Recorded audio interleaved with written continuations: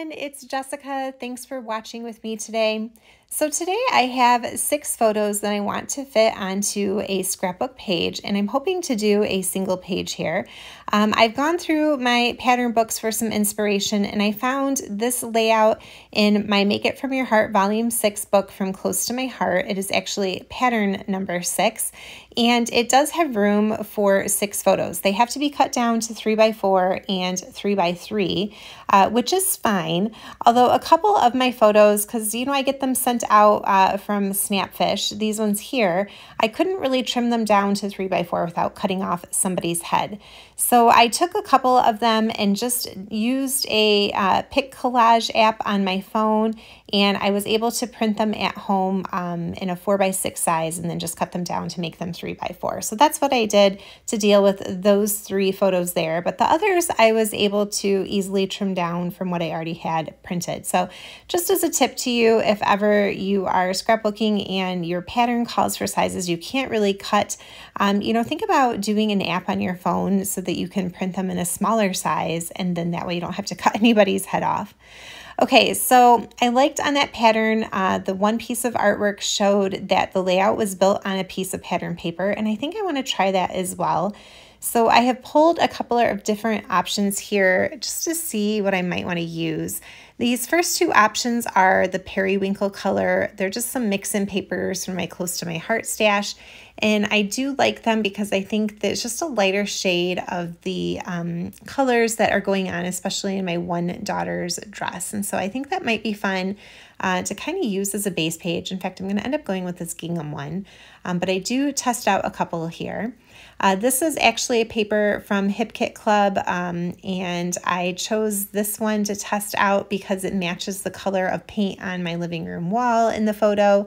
But in the end, I decided to go with that Periwinkle because after realizing that I was going to need to mat my photos in some cardstock, which would be the only other paper used on this layout, that I was kind of like testing a few different color samples, and I really liked the combination of Close to My Heart's Lagoon with this Periwinkle. So here I'm going to test out that Lagoon paper, and that's going to be what I decide to go with. Now, I don't know about you guys, but sometimes just choosing my papers and the pattern are really what take me the longest part in scrapbooking. It's kind of crazy sometimes. All right, so I decided to mat that gingham paper on a piece of Sapphire cardstock, but I wanted to trim it down a little bit and make sure that I got an even amount from each side, just from the way that those stripes were running. So I cut 1/8 of an inch off of each side to make it a 1/4 inch frame. And then I'll go ahead and gut out this piece of Sapphire cardstock too, because so much of it is going to get hidden, and I can actually use the middle piece to mat some of my photos. And it also, I find, helps to eliminate a lot of extra bulk in my albums.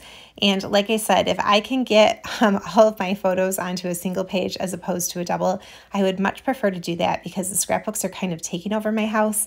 And so that just means I can get more pages into my book and not have as much bulk on them. All right, it do take a little bit of time to go around and ink distress the edges of all my papers with some coordinating inks.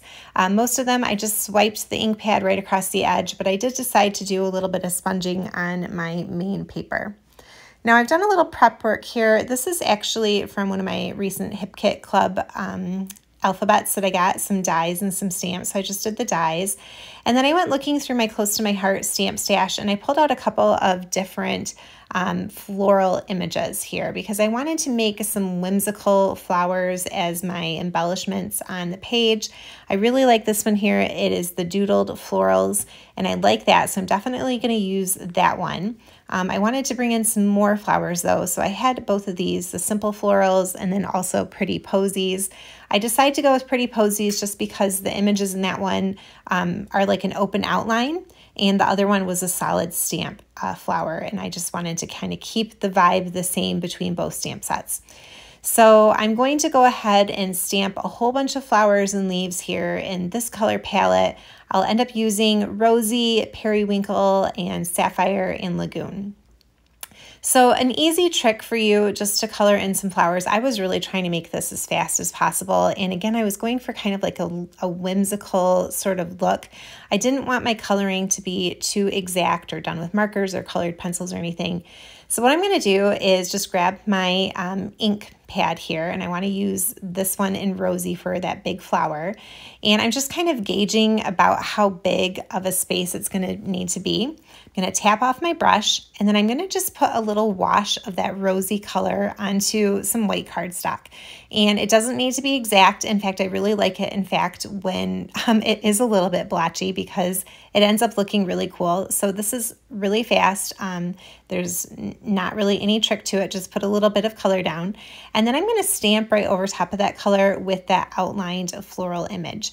And when I use my coordinating die cuts with this, there won't be a whole lot of white trim around the edge, because I did just make, you know, a pink circle on the cardstock, but it still ends up looking really cool. And then my flower is colored in that rosy color, and it was really fast to do. And it's just like a really soft, pretty look to the flowers. So I'm going to go ahead and make a whole bunch of flowers in Rosie.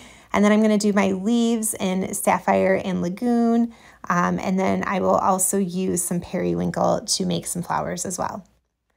After stamping and coloring all of those flowers, I used the coordinating die cuts to cut a bunch of them out. And I did cut a few extras too, just so I could stack them up. I want to say they're all at least 2 pieces of cardstock thick. And then I've also cut out those letters from that Hip Kit Club alphabet that I just got. And I'm going to make my title say Playtime.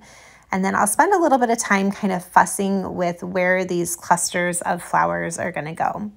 I really loved these photos. When I was scrapbooking this, I really was kind of taken back to the day a few years ago when my daughters were just sitting around playing in the living room, and they had their Barbies out and their Disney Princess Barbie dolls. And they just were having a grand old time, and, you know, they were acting like best friends. And you know, now that a few years have gone by, they definitely don't really play with Barbies anymore, and they're not always the best of friends. And so it just was very nostalgic, kind of scrapbooking these photos and remembering the good old days. And it was a good reminder to me just to kind of think that even though they're not like that now, there will come a time a few years from now where I will look back and think that what I'm living right now is the good old days. And so just to kind of really appreciate the moment and the stage that you are in before it is gone. So I just really enjoyed making this scrapbook layout. Okay, now that I know where I'm going to put my flowers, I do want to do a little bit of splattering to my page before I go ahead and start gluing all of that stuff down. So I pulled out my all-purpose mat here just to kind of help keep things a little bit cleaner. And I have some white gloss spray from Dina Wakley. And I'm just going to unscrew the lid and then tap against it. This part is pretty subtle. You can see it much better in person, but you know, it is white on top of that gingham pattern, so you can't really see it very well in the video, but it does look really cool when you look up close in person. And I'll just wipe away my mess there. And then I'm coming in with a Sapphire shimmer brush from Close to My Heart, and I'm just making some really fine splatters here. And they just add a little bit of sparkle and also just a little bit of that dark blue color in each of the areas where I'm gonna end up making those floral clusters, as well as just a little bit underneath where my title will be. So I'll set that to the side and let it dry before I move on. Now, when I was putting those clusters together and kind of dry fitting them, I realized that what I didn't like about this third spot here is that I didn't have any of those Lagoon colored leaves, but also that the 2 flowers I was putting there were just a little bit smaller. So I went back and made a few more, and I used one of the stamped images on one of those sets that just had a smaller shaped leaf to it. And I just fussy cut those out because it was a little bit faster at that point. So once I had that color in there, I liked that much better for my visual triangle. Now, because I did stack those die cuts up a few pieces of cardstock thick, and then I've also got them layered over top of my photos, which are matted also on cardstock, there were a couple of places in those clusters where I had to wiggle a little bit of thin 3D foam tape underneath just to make sure that everything was sitting levelly and it didn't look kind of tilted or crooked on the page. All right, after getting those 3 clusters done, I felt like I wanted to bring in a little bit of a neutral color. So I went digging through my stash and I found these wood grain flower die cuts from Close to My Heart, and I really loved that little bit of that brown color just kind of adding onto the page. I mean, there's so much color going on this layout with the blues and the pinks and then the turquoise.